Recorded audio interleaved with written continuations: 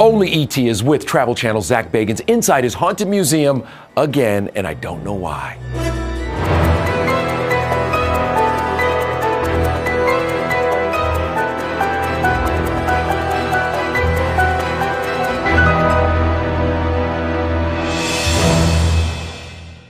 Okay, so this is the room with the devil's rocking chair?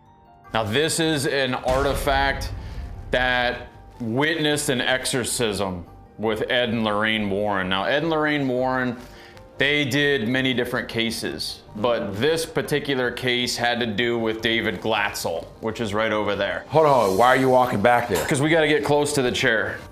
Come on, let's go. Dude.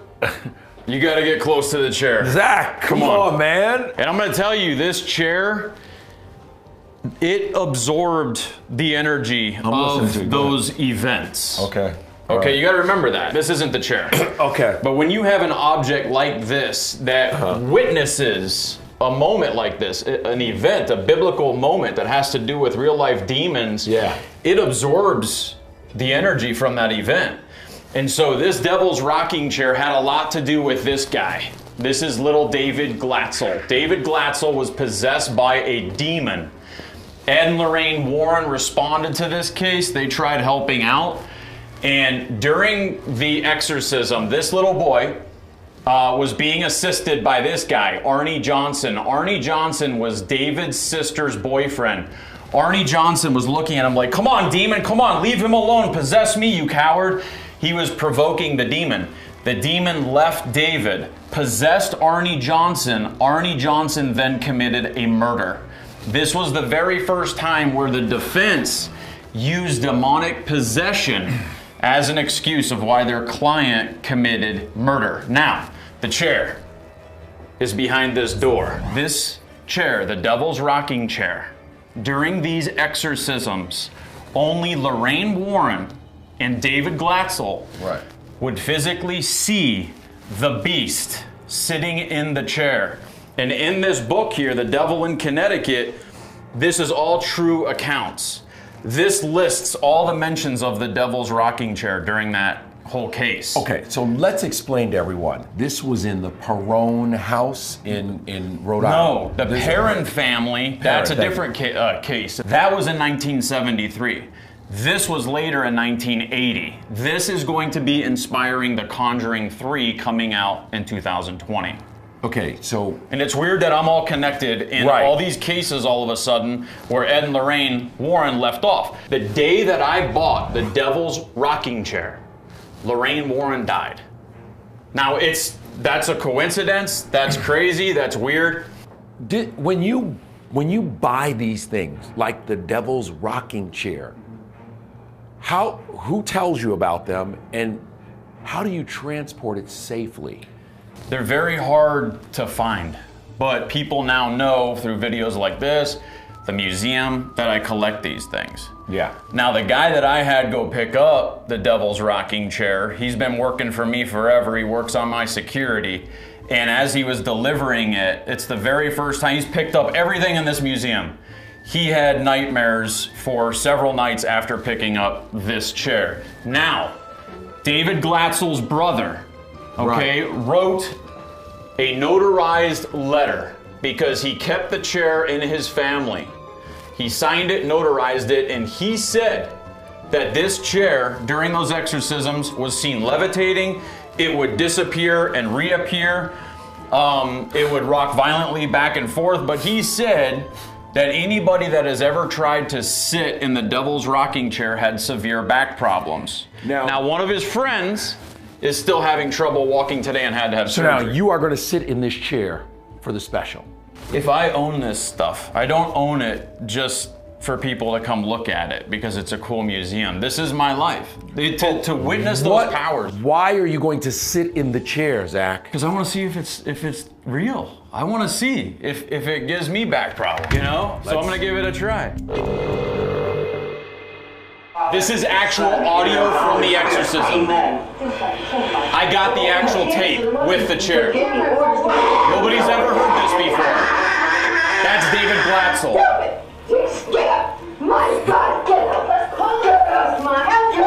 Now Not a shot. Not a shot. You don't have to sit in it. I don't even want to go near it. I don't let anybody do this. Do you want to touch it? No, I don't even want to go near it.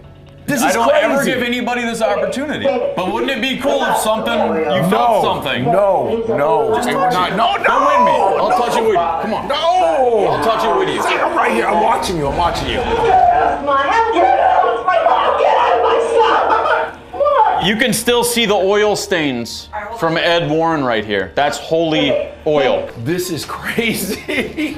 This is crazy. The chair's possessed. This is David's mother that is posing with the chair. Yeah, so you got to remember though, these are actual religious statues that Lorraine Warren gave the Glatzel family during the exorcisms. These are their rosaries from the exorcisms.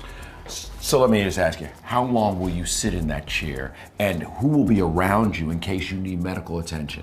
I don't know. I don't know how long I'll sit in it, but I want to give it a try. This is an addiction for me. It's like when I find an object like this and I can buy it and I own it, it's like I'm not owning just the object. I'm owning a part of history in the paranormal world. I get that. But I'm owning the curse. That's what I'm saying. Is there concern that eventually this curse could catch up to you? Yes, 100%. There is. I'm playing with fire. That's what this is. Yeah, you are. And there are going to be a lot of skeptics out there that wonder how an object can have a curse to it. But you got to remember the testimony of documentation that this chair has. You got to remember what Lorraine Warren and David Glatzel saw. They saw the beast sitting in this chair. So if you take something that is not human, it's an entity. It doesn't walk the earth. Right. When that something is using this object to touching the chair? To raise it, to levitate and all that, what does it do to that chair? It forever curses it, and I believe it. So I am going to try to sit in it, but I only want to try to sit in it to see if I experience that. And if I do develop severe back pain and I do have to require surgery, then that's cool, because it's like I know that this thing really is cursed. Like that's magical. That's insane. It's cool, right? That chair and the people who sold it to you. Yeah. When you bought it, how did they warn you? With that letter. And they said that they don't want to have any part of it. Do not sit in it. You will develop severe back pain. His friend sat in it and actually had to have surgery and is still having trouble walking today. So that's all the information that I received directly from the family. You know, the interesting thing about Zach is that when you watch him on TV, it's scary, but you're in the comfort of your living room. When you're here with him, it's terrifying. It's mind-blowing. It's a little crazy. It is. But I mean, are you sure you don't want to touch it? Are you crazy? Go ahead. I'm not going to touch. I was not going to touch it. Now that's even worse because you were just mocking it. No, I'm not. Now that's even worse. Oh my now God, you have Zach! to No, now I can't. And I'm not trying to make a joke out of this either. You mocked that. You got to commit. I was not mocking the spirit. I was not mocking you. When we opened up this exhibit, I didn't tell my guides that I was opening it. Right. And when we opened this up, directly above the chair, this is a flight of stairs. And at the top of the flight of stairs, right when I opened this door to open this exhibit, a lady fainted right above it, which is interesting. But could it be medical? Was she dehydrated? I don't know. But coincidences all line up. After that, I had 5 different guides that was unaware that I was opening up this exhibit, and 5 different guides all began to just cry uncontrollably and not know why. And then we had another gentleman, when this door opened, he was standing here, he was leaning against the wall, something was bothering him, and then he collapsed right here on this little fence thing right here. But it is cool to know that this object came from such an iconic case. You know, Hollywood depicts these conjuring movies, and you know, Hollywood, they like to, maybe sometimes blow it out of proportion a little bit. But the coolest part about this whole thing is that on Halloween night, I am reopening a case from Ed and Lorraine Warren. You can see some actual Polaroid photos over there that I took from the case. And that was the original Conjuring. That was back in 1973, the farmhouse in Harrisville, Rhode Island. But what a lot of people don't know is you sit here, you're listening to me, you got a rocking chair, it's cursed. I believe it's cursed. I believe these things. I have other items here that are cursed, and I have witnessed it firsthand. But I feel my back tightening up. Are you serious? I'm not kidding you right now. I'm not you. I'm not you. My back just started to, that just scared the crap out of me. Holy crap. I'm gonna stand over here. I'm gonna come outside the room. That is the weirdest thing that's ever happened to me. You okay? Yeah, it scared me. All right. That just scared the crap out of me. I don't understand that. That is really weirdly spooky. You okay? Is that my mind playing tricks on me? If you really feel a physical sensation in your back, then that's not your mind and all of playing. a sudden I was like, what the heck? But a psychosomatic is knowing that there's a pain associated with an object, so you're looking for that pain. Right. However, your brain is not going to send a signal for your back to hurt. Right. But if your back is truly hurting, then something cool is happening here. But what did I tell you when you mocked the chair? You can't do that stuff. I wasn't mocking the chair. I was literally. I know, but what I'm saying is you went and you said that you were going to go touch the chair, and then you made kind of a joke about it. And I'm being dead serious. And not 3 minutes later. You don't do that to objects like this. And let me tell you something. That chair that has the curse attached to it. Are you good? Yeah. I swear to you, I feel a little pain in my back. But anyway, go ahead. That chair that has a curse to it. When they made the movie The Conjuring, the first Conjuring, the actresses were getting attacked, and it completely freaked them out. And they believed that just making that movie cursed them. And the main actress, Vera, Farmiga. she got scratches on her, and the same identical scratch pattern appeared on her laptop screen. Other actors and actresses would wake up between 3 and 4 every day thinking that they were being possessed. I'm getting a lot of chills right now, and it is not cold in here. I come here to do this interview, and I was like, good, we'll go see this chair and everything, and it'll be, little giggles and everything, and I feel tightness in my back. Mm-hmm. Well, just standing in proximity to it, we're talking about it. I have a lot of energy naturally when I'm around these objects, and it's weird for me sometimes to be there in front of the object telling its story with somebody as well. You feel it here, but sometimes I don't, but I am today. Let me ask you this. Is there an object out there that you really want, that you are searching to get right now? I don't really have one in particular. I let them find me. It's kind of a weird thing. I just believe in that. I believe in the spirits, and they're out there. They call me on investigations. But I want some stuff that's not known on websites. I want to go in some of those cultures where there's some things out there that are really bad. But there is one I want. Okay, tell me. A corpse of a clown is a real body, but somebody else has it, and I'm really jealous about that. But listen, I know that you're a little spooked, and that's cool. I'm glad that your back hurts. But there's something else that I want to show you to kind of reverse the darkness of this. It's a lot funner, I promise you. Right. Show me something. But there is something contained in a particular prop, and we'll open it. Okay, here we go. Are you good? I'm glad you're back here. That's cool. I can't believe it. I'm not glad that you're hurting, but you know what I mean. It's the weirdest thing. Okay, so recently, now I don't always am drawn to the darkest of dark, the cursed objects, things like that. But you do have a lot of those. I like balance. I have a ton of them, but I like balance. And I'm a huge fan, ever since I was a little kid, of a particular movie that has to do with my show, Ghost Adventures. Of course. What is it? Ghostbusters. Dun, dun, dun, dun, dun, dun. Here it is. Oh, wow. I love this. Hold on, how'd you... Because I take a break from all the cursed stuff. I come in here and I get chills, but in a different way. Like a little boy excited that I'm actually able to own this stuff. Now... That's the real deal. This is the real thing. It isn't just the real deal. This is the Hero Ghost Trap from Ghostbusters 1 and 2. The Hero Ghost Trap means that it was used in all the close-ups, all the special effects scenes, and it still works. And this is how they used to operate it with that remote control. You still got the foot pedal. To make it, to suck in the It ghost. still fully works. Wow. But now is the question, should we release Slimer? Let's do it, come on. Now I'm not afraid of releasing Slimer. So, Egon Spengler. Yep. Now, Harold Ramis. Yep. You know, he's passed away. Yeah, he's passed away. He's the only Ghostbuster that has passed away. Not too long ago, there was an auction in London. I was able to get his actual screen-matched jumpsuit from Ghostbusters 2. That is his utility belt that was used in the first Ghostbusters, and I believe in the second as well. So you found the utility belt and added it to... Yeah, well, I got it all in the same auction. Okay. Yeah, and I also got his boots, and those are heavy boots. Harold had some really big feet. And that is just cool because that's a piece of history. I think that he would like this. You know, just a message to Harold Ramis' family or his fans.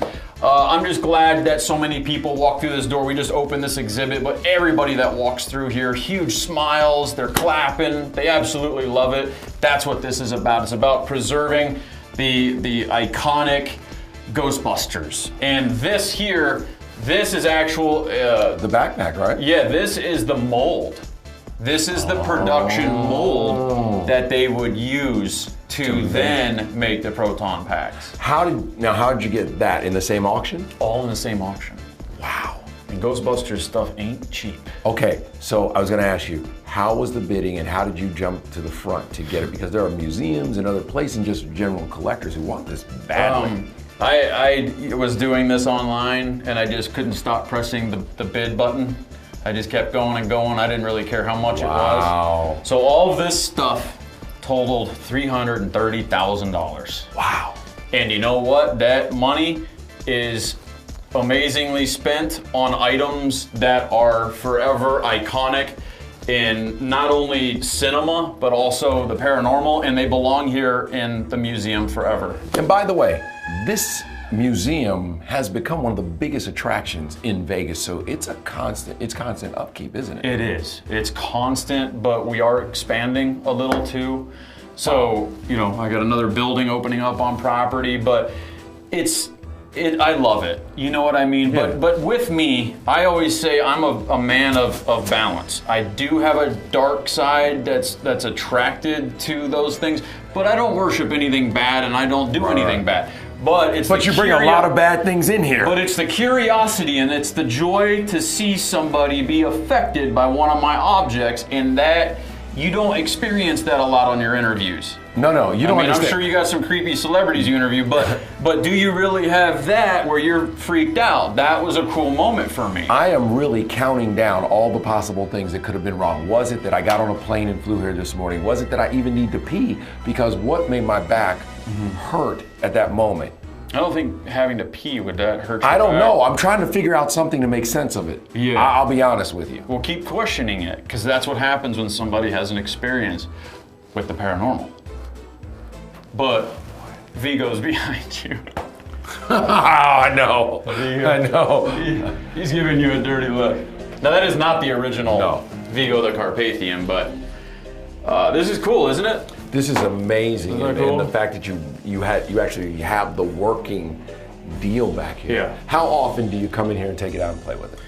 I just put it in here. Oh, did you? We just opened up 2 days ago.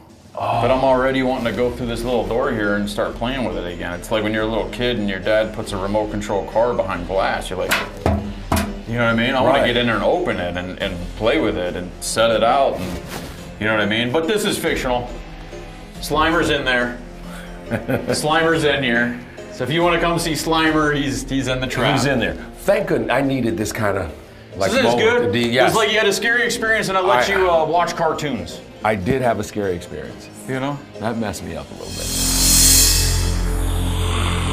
Ladies and gentlemen, this is it. We are going to walk inside of the house that inspired the movie The Conjuring. I see the well. So Halloween night, we have a 2-hour Halloween special on Travel Channel. Curse of the Harrisville farmhouse. This is the actual farmhouse that inspired The Conjuring. In Rhode Island. Yes. Okay. And you know, the Perrin family, they were there in 1973. All of this activity occurred. But what's interesting is that this legendary, iconic investigation, we were able to bring back an actual family member from the Perrin family to help us in the investigation, Andrea Perrin. But not only that, there's a lot of things that people don't know that they saw the movie The Conjuring, but there's a lot of details that you're going to see in our special that weren't revealed or disclosed. And before Ed and Lorraine Warren responded to this case, there were two other investigators, Keith and Carl Johnson. They're demonologists now. Oh, wow. They join us for this investigation for their own closure. It was like the hand of God made a fist. What was that? Ow, ow, ow! What side? Where's it hurting at? Side! How scary was it going into that farmhouse? Going in there, as soon as you go into the farmhouse, you lose track of time. And this isn't just me saying this. Everybody that went in there, they were lost in space, lost in thought. Even Andrea Perrin was being affected. The demonologist, Keith and Carl Johnson, something happened to Carl that you will see on Halloween night that really changed the whole course of the entire investigation. It was disturbing. How do you leave something like that behind? You don't. It stays with you forever. I take a piece of every investigation with me. The difference of this investigation, it was a long investigation. We were there longer than normal. But I was sick for 3 weeks after this investigation, like violently ill. And it took a lot out of me. And I went in there and I examined everything with my team, but there was too much evidence that we captured. And that evidence really proved to us that the current family that's living there now, and they are experiencing things, that told us that whatever was affecting the Perrin family is now affecting this family, and that's why we really had cause to go there and try to help. It was interesting. It's a very ancient entity that is haunting the property in Harrisville. Something took 2 steps at me and lunged at me out of that closet just now, right in front of me. Oh my God, it's the hangers! Is it one of the most haunted places? Absolutely, on the planet? 100%. And people have been trying to investigate it for years and years and years. So we were given this exclusive opportunity, and it delivered on all aspects. And we didn't know what we were gonna walk into. But just being able to bring people from the original case that inspired The Conjuring, to have them by our side to investigate with us and see the effects it had on them, and them wanting to do this for closure of what they experienced back in 1973, it's deep. It's a deep investigation, and it took a piece of me when I left. You keep upping the ante because, you know, we came here before and we saw the divot box, which was spooky. We didn't open it. Let's open it. No, Okay. Stop. Okay. But now we just did this chair, and this really kind of reached out and affected us. On Halloween night, you are going to see me Right. try to actually sit in the chair. This isn't for a stunt. It's not for anything like that. It's crazy. It's because these are my items. I collect them. And to see somebody like you crazy. say that happened, That's crazy. I want to experience it. I mean, I want to walk, but I want to experience it. Are these items truly cursed? I know the Dybbuk box is. I know some other ones are here, but it's a thrill. It's an absolute thrill to have an object be present during such a historic, iconic case of demonic possession, and along with these exorcisms. That object is made out of wood. It's an earth-grown substance that records that event residually. But did the demon that claimed that chair as its own, did that demon forever put what we know is this supernatural force called a curse, so that anybody that goes near it or anybody that mocks it will then feel the effects of it? I'm being serious. No, I hear you. It literally feels like I have been on my feet for like 24 hours in a pair of like hard shoes, and your But back starts what I'm to cramp saying up is and that hurt. you didn't feel that before you. I felt fine. you I walked mocked in here it. fine. I walked in here, I was fine. Right. And I'm not saying you mocked it, you disrespected it, but you were like, oh, I'm not going to touch it, and then you didn't.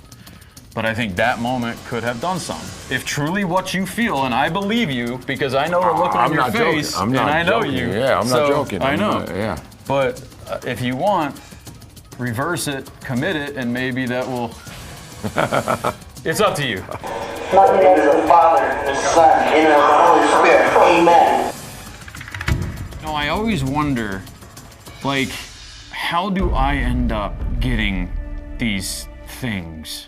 Yeah. And how they all connect together. You know, I get the devil's rocking chair. Coincidentally, Lorraine Warren dies within hours after I bought it. That's a coincidence. But in my field of work, coincidence, it means something more to me. Right. And then now, all of a sudden, a house that was closed its doors to any paranormal investigations for decades, all of a sudden it opens up and, hey, right when you get the devil's rocking chair, do you want to investigate this case? It's just, things always are lining up in my world, in my paranormal world. So when I come here to the museum, I'm bored with day-to-day life. Just getting in your car, going, doing a job, coming home. Right. You come here, you feel things. There's a lot of energy here, and it's very mysterious the powers that these things have. And it's even cooler to see somebody have a real experience that bothered you, and I get gratification from that. I swear to you, it's real. It's real. It's real.